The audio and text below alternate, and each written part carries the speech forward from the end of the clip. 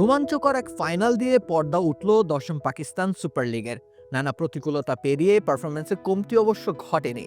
তেমনই সব পারফর্মারদের নিয়ে গড়া যেতে পারে পিএসএল 2025-এর সেরা একাদশ।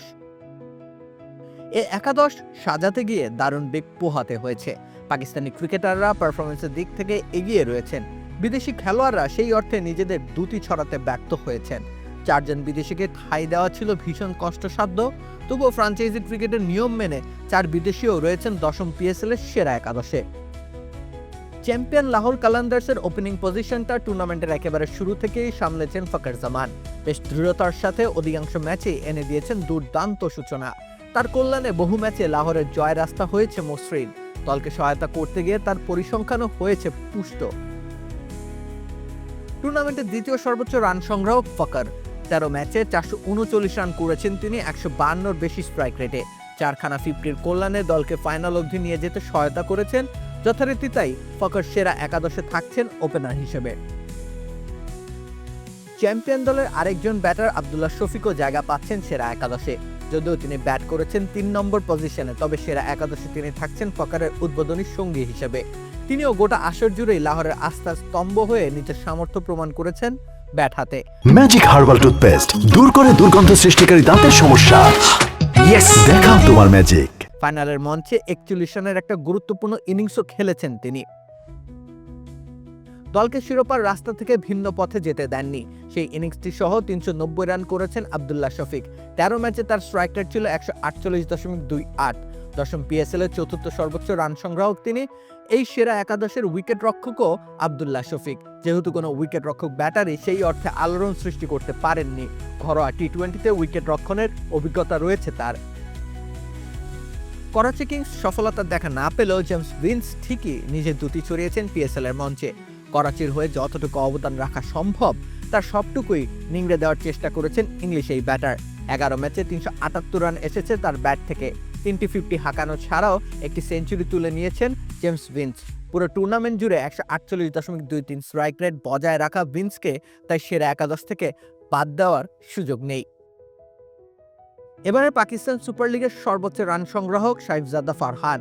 তার দল ইসলামাবাদ ইউনাইটেড ফাইনাল অবধি পৌঁছাতে না পারলেও ফারহান ঠিকই নিজের ছাপ ফেলে গেছেন। মিডল অর্ডারে দেখিয়েছেন নিজের সামর্থ্য। ব্যাট হাতে ছিলেন ইসলামাবাদের নিউক্লিয়াস। 12 ম্যাচ খেলে 449 রান করেছেন তিনি। 152-র বেশি স্ট্রাইক রেটে চলেছে তার ব্যাট। একটি সেঞ্চুরির পাশাপাশি 3টি হাফ সেঞ্চুরির দেখাও পেয়েছেন সাইফজাদা ফারহান। স্মৃতির পাতায় উজ্জ্বল দৃষ্টান্ত হয়ে রইবে ফারহানের এবারের পিএসএল যাত্রা। সেরা একাদশের মিডল অর্ডারে তাই তাকেই রাখা। রানার্স আপ দলের প্রথম সদস্য যিনি কিনা স্থান পাচ্ছেন সেরা একাদশে, হাসান নওয়াজ তার ব্যাটের প্রতিটি প্রহারে নিজের সক্ষমতার জানান দিয়েছেন। দশম পিএসএল-এ দেখিয়েছেন নিজের সামর্থ্য। বনে গেছেন টুর্নামেন্টের তৃতীয় সর্বোচ্চ রান সংগ্রাহক। 399 রান করেছেন তিনি। আর একটি রান করতে পারলে 400 রানে মাইল ফলক স্পর্শ করতে পারতেন নওয়াজ, কিন্তু তার আফসোস সম্ভবত সবচেয়ে বেশি শিরোপা ছুঁয়ে দেখতে না পারায়। ফাইনালের মঞ্চে উঠে শিরোপার খুব কাছে থেকেই তাকে ফিরতে হয়েছে শূন্য হাতে। 162 স্ট্রাইক রেটের স্টিম রোলার নিয়ে তিনি হয়তো আবার ফিরবেন শিরোপার অন্বেষণে। ততদিন অবধি একটি সেঞ্চুরি ও 3টি হাফ সেঞ্চুরি তার অনুপ্রেরণা হয়ে রইবে। ফাইনালের মঞ্চে সিকান্দার রাজা যা করলেন তা বহুকাল বর্ণিল হয়ে রইবে তার নিজস্ব স্মৃতিতে, সেই সাথে পাকিস্তান সুপার লিগের ইতিহাসেও। ইংল্যান্ড থেকে সোজা স্টেডিয়ামে প্রবেশ করেন ম্যাচ শুরুর 10 মিনিট আগে। এরপর 7 বলে অপরাজিত 22 রানে ইনিংস খেলে লেখেন লাহোরের শিরোপা জয়ের কাব্য। মাঝপথে জাতীয় দলের ডাকে চলে গিয়েছিলেন ইংল্যান্ডে, তবে বাকিটা সময় জুড়ে লাহোরের জন্য নিবেদিত প্রাণ হিসেবেই পারফর্ম করে গেছেন। স্রেফ ফাইনালের পারফরমেন্সের কারণেই সেরা একাদশে অনায়াসে জায়গা দেওয়া যায় তাকে। তবে 7.75 ইকোনমিতে 10 উইকেট পাওয়ার পাশাপাশি 169.33 স্ট্রাইক রেটের 254 রানই তাকে যোগ্য দাবিদার বানিয়েছে। ইসলামাবাদ ইউনাইটেডকে নেতৃত্ব দিয়েছেন শাদাব খান। দলকে প্লে অফ পর্যন্ত তুলেছিলেন, কিন্তু ফাইনালে আর ওঠা হয়নি তার।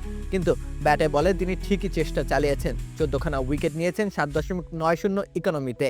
ব্যাট হাতেও বেশ কয়েকটি গুরুত্বপূর্ণ ইনিংস খেলেছেন। 173 রান করেছেন 155.65 স্ট্রাইক রেটে।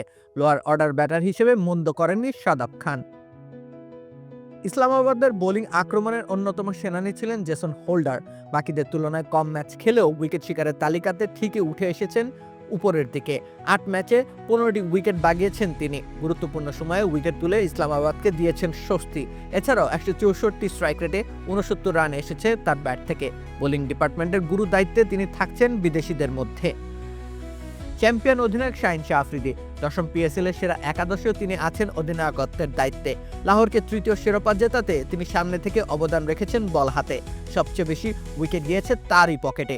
19খানা উইকেট শিকার করে লাহোরকে চ্যাম্পিয়ন হতে সহায়তা করেছেন শাহিন শাহ আফ্রিদি। লাহোর কালান্দার্সের বোলিং আক্রমণে বৈচিত্র্য যোগ করেছিলেন রিশাদ হোসেন। সবগুলো ম্যাচ খেলতে পারলে হয়তো তিনি থাকতেন উইকেট শিকারী তালিকার বেশ উপরে। 7 ম্যাচে 13 উইকেট গিয়েছে তার পকেটে। এর মধ্যে লাহোরকে ফাইনালে তোলার পথে 3টি গুরুত্বপূর্ণ উইকেট বাগিয়েছেন দ্বিতীয় কোয়ালিফায়ারে। ব্যাট হাতে অবশ্য নিজের আগ্রাসন দেখানোর সুযোগ পাননি রিশাদ। তবুও বোলিং বৈচিত্র্যের বিচারে তিনি থাকছেন সেরা একাদশে। পাকিস্তানের অভিজ্ঞ পেসার হাসান আলীর জন্যও এবারে টুর্নামেন্ট কেটেছে দুর্দান্ত। বল হাতে 17টি উইকেট নিয়েছেন তিনি। যৌথভাবে টুর্নামেন্টের দ্বিতীয় সর্বোচ্চ উইকেট শিকারী হাসান আলী। করাচির কিংসের হয়ে বোলিং ডিপার্টমেন্টের গুরুদায়িত্ব পালন করেছেন হাসান আলী। তাকে বাদ রেখে তাই সেরা একাদশ সাজানো ভীষণ মুশকিল। রাকিব হোসেন রুম্মান, খেলা 71।